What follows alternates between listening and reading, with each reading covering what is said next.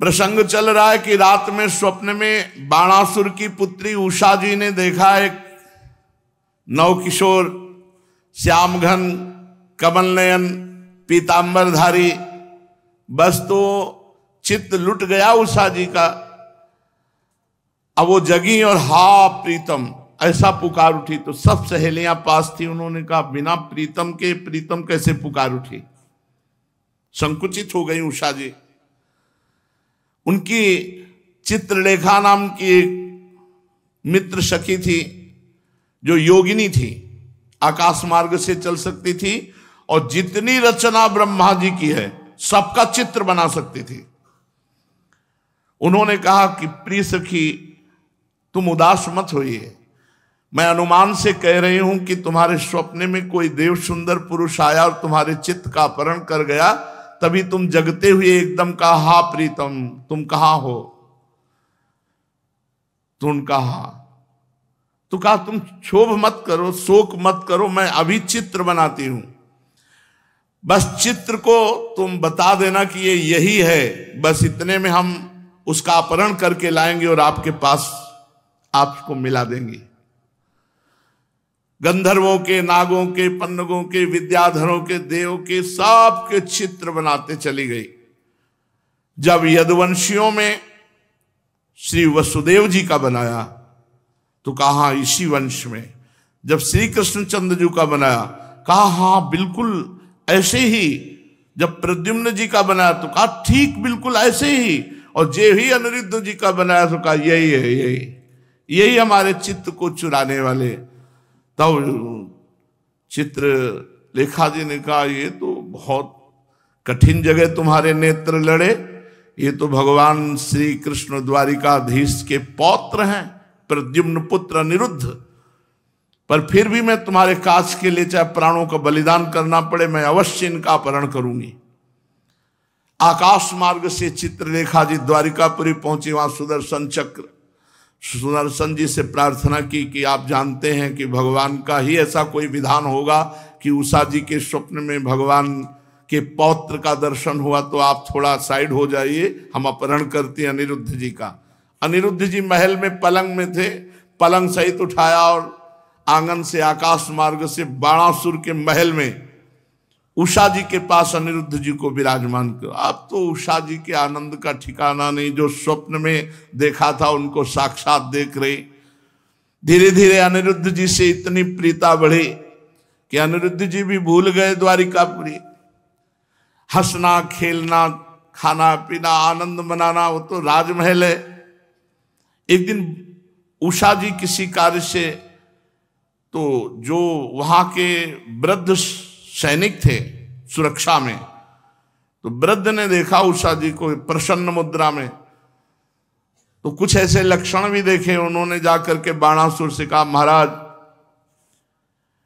आपकी पुत्री का चरित्र दूषित हो चुका है, क्योंकि कुछ लक्षण ऐसे दिखाई देते हैं। बाणासुर ने कहा कि क्या चूक हो गई पहरे में? महाराज रात दिन ऐसा कड़ा पहरा है कि पक्षी भी प्रवेश नहीं कर सकता बिना आज्ञा के, फिर पुरुष की तो बात जाने दो।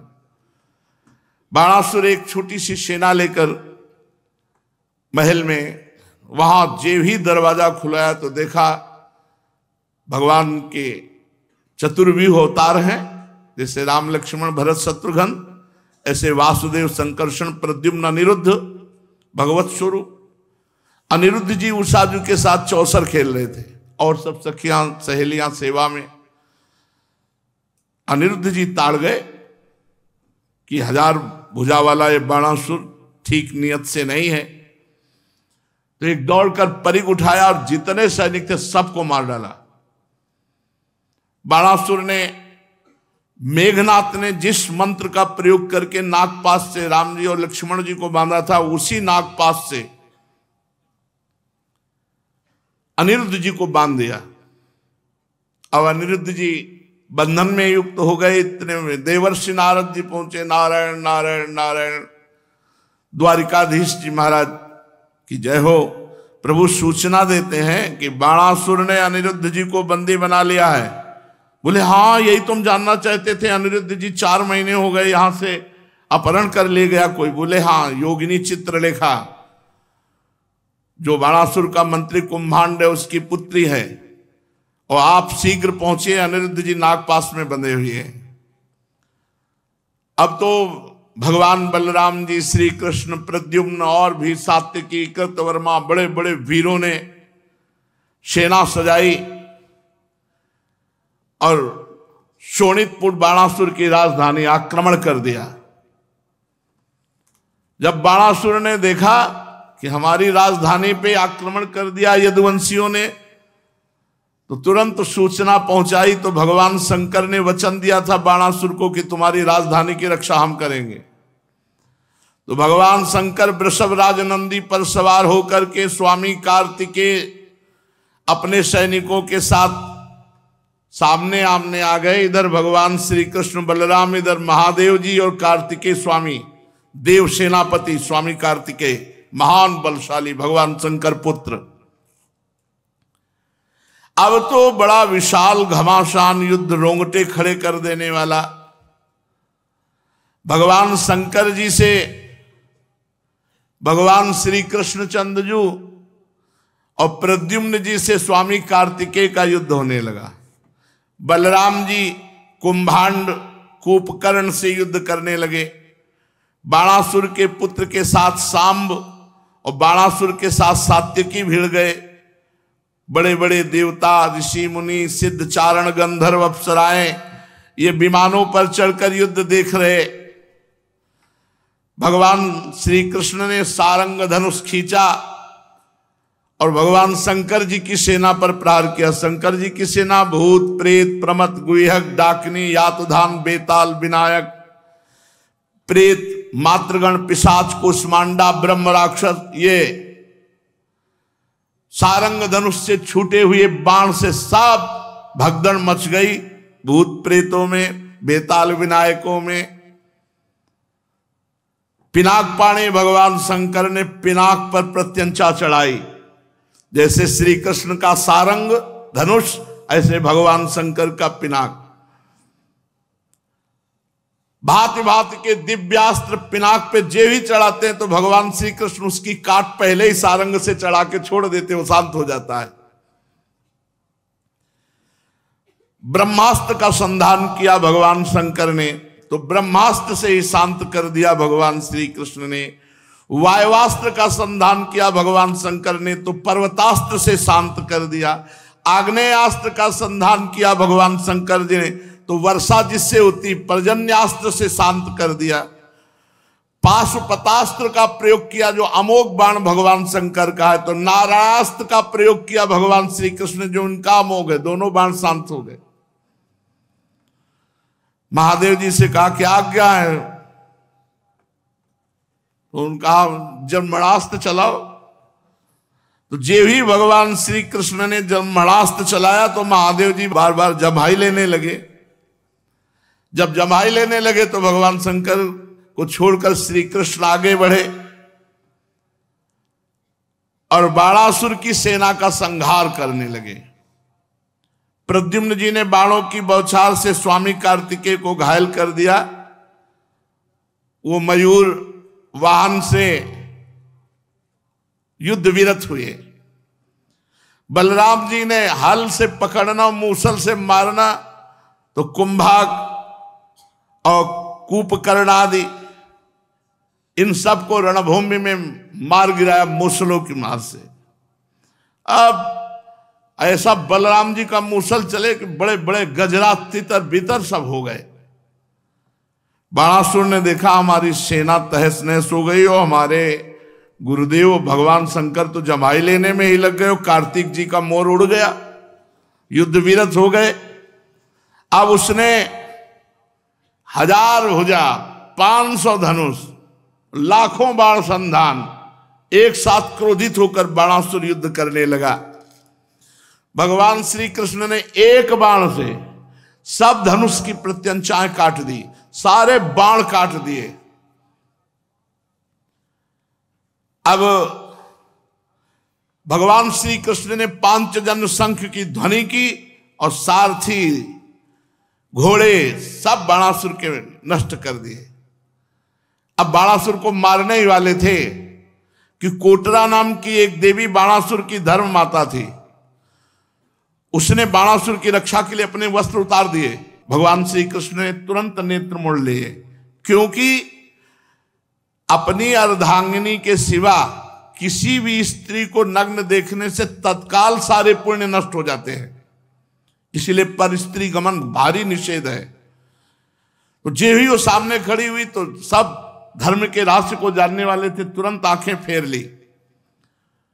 भगवान श्री कृष्ण ने कि कहीं उस पर दृष्टि न पड़ जाए, मुंह फेर लिया और दूसरी ओर देखने लगे। तब तक बाणासुर धनुष कट जाने और रथहीन हो जाने के कारण नगर में चला गया। इधर जब भगवान शंकर के भूतगण इधर उधर भाग गए तो उनका छोड़ा हुआ 3 सिर और 3 पैर वाला ज्वर 10 दिशाओं को जलाता हुआ भगवान श्री कृष्ण की ओर दौड़ा। भगवान श्री कृष्ण ने उसे अपनी ओर आते देख करके उसका मुकाबला करने के लिए वैष्णव ज्वर छोड़ा। अब वैष्णव ज्वर और माहेश्वर ज्वर में आपस में युद्ध होने लगा। अंत में वैष्णव ज्वर के तेज से माहेश्वर ज्वर पीड़ित होकर चिल्लाने लगा और अत्यंत भयभीत हो गया। जब कहीं त्राण नहीं पाया तो नम्रता से हाथ जोड़कर भगवान श्री कृष्ण की शरण में गया और प्रार्थना करने लगा, नमामि त्वानंत शक्तिं परेशं सर्वात्मानं केवलं ज्ञप्ति मात्रं विश्वोत्पत्ति स्थान संरोध हेतुं यत्तद् ब्रह्म ब्रह्मलिंगम प्रशांतम। प्रभु हे श्री कृष्ण, आपकी शक्ति अनंत है। आप ब्रह्मादीश्वरों के भी परम महेश्वर हैं। आप सबके आत्मा और सर्वस्वरूप हैं। आप अद्वितीय केवल ज्ञान स्वरूप हैं। संसार की उत्पत्ति, स्थिति और संहार इसके कारण आप ही हैं। प्रभु, आपके शांत, उग्र और अत्यंत भयानक गुस्सा तेज ज्वर से मैं अत्यंत संतप्त हो रहा हूं। भगवान, देहधारी जीवों को तभी तक ताप संताप रहता जब तक वे आशा के फंदों में फंसे रहने के कारण आपके चरण कमलों की शरण नहीं ग्रहण करते। प्रभु, मैंने आपकी शरण ग्रहण की, अब मुझे आपका वैष्णव ज्वर ताप न दे। तब भगवान श्री कृष्ण ने कहा, त्रिशरा माहेश्वर ज्वर से मैं तुम पर प्रसन्न हूं। अब तुम वैष्णव ज्वर से निर्भय हो जाओ। संसार में जो कोई हम दोनों का संवाद स्मरण करेगा उसे तुमसे कोई भय नहीं रह जाएगा। भगवान श्री कृष्ण के इस प्रकार कहने पर माहेश्वर ज्वर उन्हें प्रणाम करके चला गया। तब तक बाणासुर रथ पर सवार होकर भगवान श्री कृष्ण से युद्ध करने के लिए फिर आ गया। बाणासुर ने अपने 1000 हाथों में तरह तरह के हथियार ले रखे थे। अब अत्यंत क्रोध में भरकर चक्रपाणी भगवान श्री कृष्ण पर बाणों की वर्षा करने लगा। भगवान श्री कृष्ण ने देखा कि बाणासुर ऐसे नहीं मानेगा, तो सुदर्शन चक्र का स्मरण किया। स्मरण करते सुदर्शन चक्र हाथ में आ गए और आदेश किया, जाओ इसके अस्त्र शस्त्र और भुजाएं भी काट डालो। बस इतना ही आदेश। जितना आदेश होता है उतना सुदर्शन जी करते हैं। अस्त्र शस्त्र काट दिया और भुजाएं काट। जब चक्रधारी भगवान का चक्र, तो भगवान शंकर आ गए और कहा, त्वं ही ब्रह्म परम ज्योतिर गूढ़म ब्रह्मणि वाङ्मये यम पश्यन्त्यमलात्मान आकाशमिव केवलम। प्रभु, वेद मंत्रों में तात्पर्य रूप से छिपे हुए परम ज्योतिष स्वरूप पर ब्रह्म आप हैं। शुद्ध हृदय महात्मा गण आपके आकाश के समान सर्वव्यापक निर्विकार स्वरूप का साक्षात्कार करते हैं। हे समस्त भुवनों के पालक, आप सजाति विजाति स्वगत भेद से रहित एक अद्वितीय आदि पुरुष है। प्रभु, जैसे सूर्य अपनी छाया बादलों से ही ढक जाता है और